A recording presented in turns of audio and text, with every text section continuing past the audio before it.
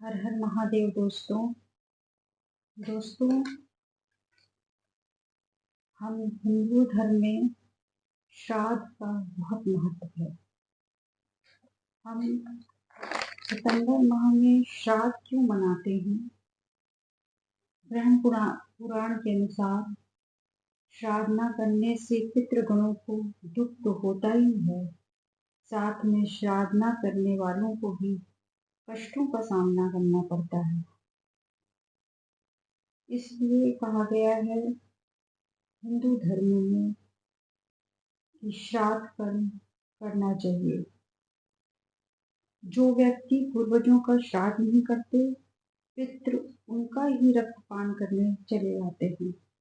साथ ही श्राद्ध भाग न पाने पर पितृ श्राप देकर वापस अपने लोक चले जाते हैं। वहीं जब हम श्राद्ध करते हैं तो श्राद्ध से तुष्ट होकर पितृगण श्राद्धकर्ता को आयुर्ता समेत कई आशीर्वाद देते हैं। प्राय लोग शंका करते हैं कि आखिर श्राद्ध की वस्तुएं जो होती हैं वो पितरों तक पहुंचती कैसे हैं? इस शंका का समाधान यह है कि देवता और पितृ स्थूल भोजन प्राप्त न कर केवल सार तत्व ही ग्रहण करते हैं। जिस प्रकार मनुष्यों का आहार अन्न है, पशुओं का आहार घास है, वैसे ही पितरों का आहार अन्न के सार तत्व है। पितरों के नाम, गोत्र और स्वधा शब्द के उच्चारण के साथ की गई अन्न आहुति और ब्रह्मा भोज सूक्ष्म अंश में सूर्य लोक पहुंचते हैं और वहां से अभिष्ट पितरों के पास वे जिस भी योनि में हों और जिस प्रकार के आहार के योग्य होते हैं, वैसे ही रूप में पहुंचकर उन्हें तृप्त करते हैं। कुछ खास बातें होती हैं। तर्पण पितरों के निमित्त सारी क्रियाएं, जिसमें जनेऊ को दाहिने कंधे पे रख के भावपूर्वक दक्षिण मुख होकर काले तिल मिश्रित जल से किया जाता है।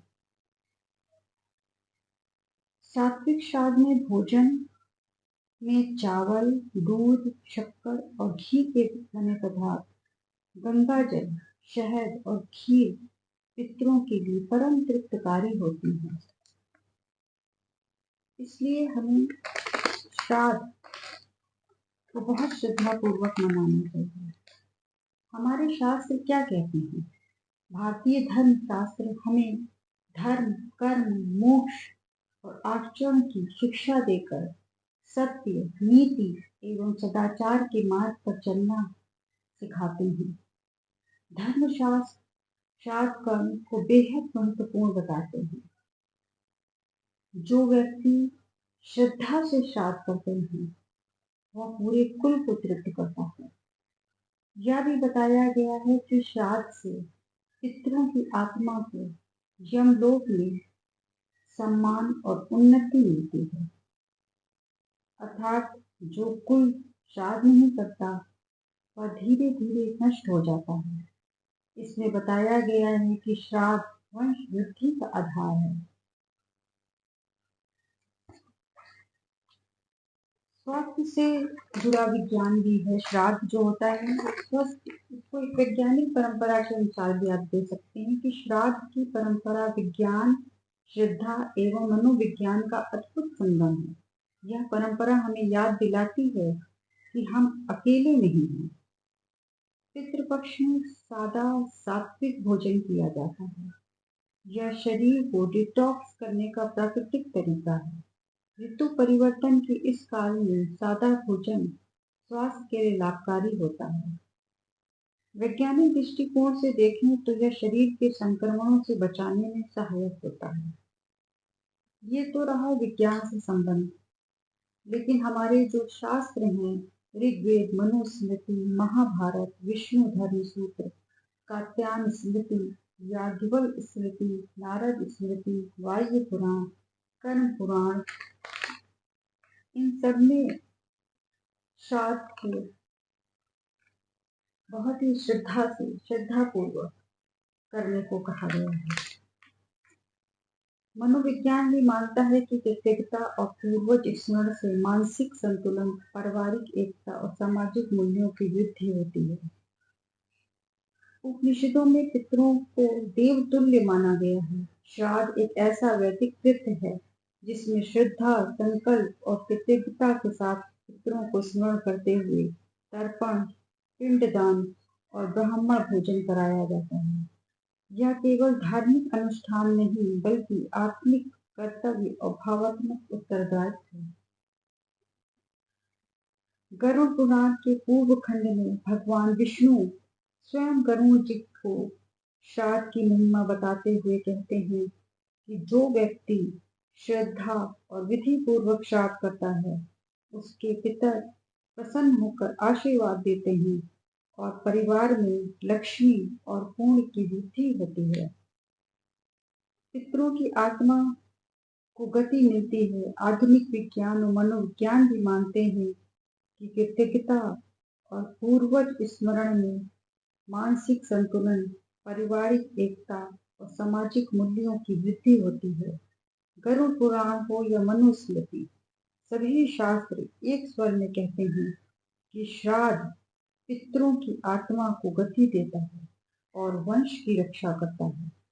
यह न केवल मृतकों का सम्मान नहीं, जीवितों की जिम्मेदारी भी है। इसीलिए श्राद्ध करना हम सबका कर्तव्य है कि हम बहुत श्रद्धापूर्वक श्राद्ध करें। पितृपक्ष को श्राद्ध के लिए सर्वोत्तम माना गया है। यह 16 दिन पितरों के तर्पण के लिए विशेष होता है। अब एक सवाल ये हो सकता है कि श्राद्ध कर्ता कौन है? तो सामान्यतः पुत्र द्वारा श्राद्ध किया जाता है, परंतु पुत्र न होने की स्थिति में पत्नी, भाई, भतीजा या कोई भी योग्य संबंधी इसे कर सकता है। आचमन और संकल्प, जल को लेकर संकल्प करें, पिंडदान करें। पिंडदान करने के लिए कुशा का आसन बनाकर भूमि पर रखें, फिर आप उस पर विराजमान हैं। फिर चावल, तिल और गुड़ से बने 3 पिंड बनाएं।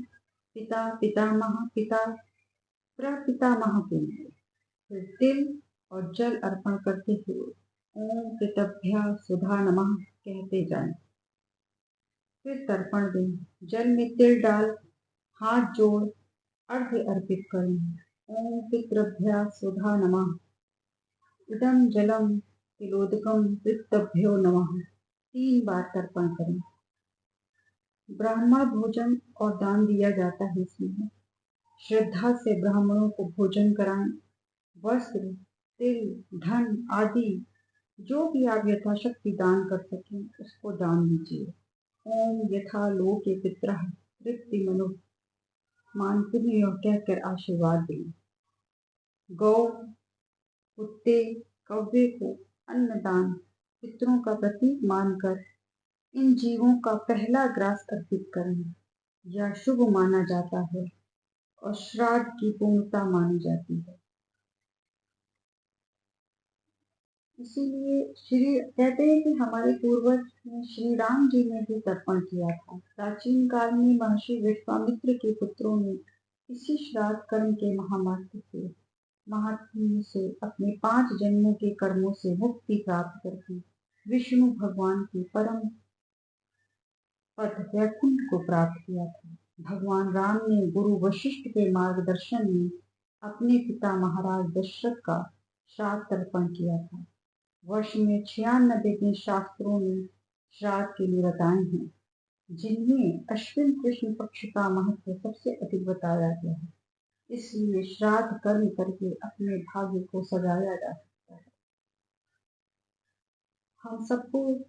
हम सब जितने हैं सनातनी अपने पितरों को बहुत श्रद्धा पूर्वक उनको श्राद्ध करना चाहिए।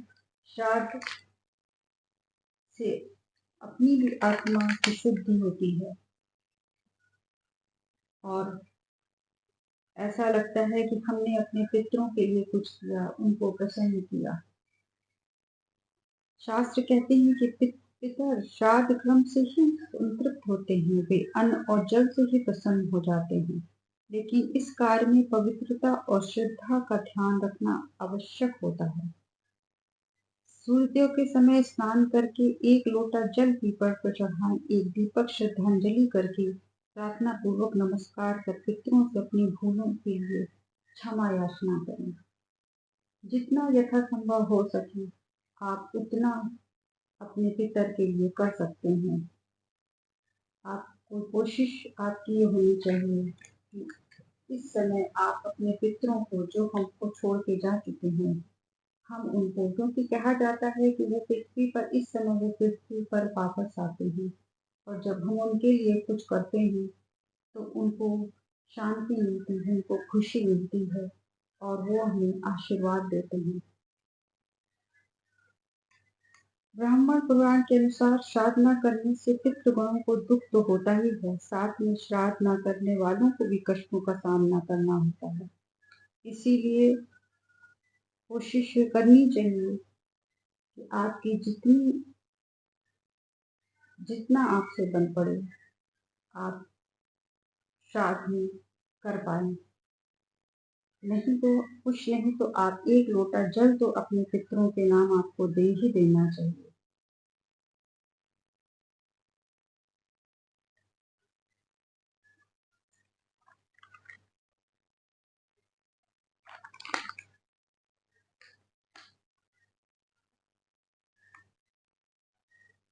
श्राद्ध में हमेशा पवित्रता और श्रद्धा का ध्यान रखना चाहिए। अपने भूलों के लिए क्षमा मांगनी चाहिए। तिल और पुष्प का उपयोग किया जाता है। तर्पण करते समय माना जाता है कि अंगूठे के माध्यम से जलांजलि सीधे पितरों तक पहुंचती है, इसलिए तर्पण कर्म करते समय अंगूठे से ही पिंड पर जलांजलि दी जानी चाहिए। कहा जाता है कि इससे हमारी 7 पीढ़ियों को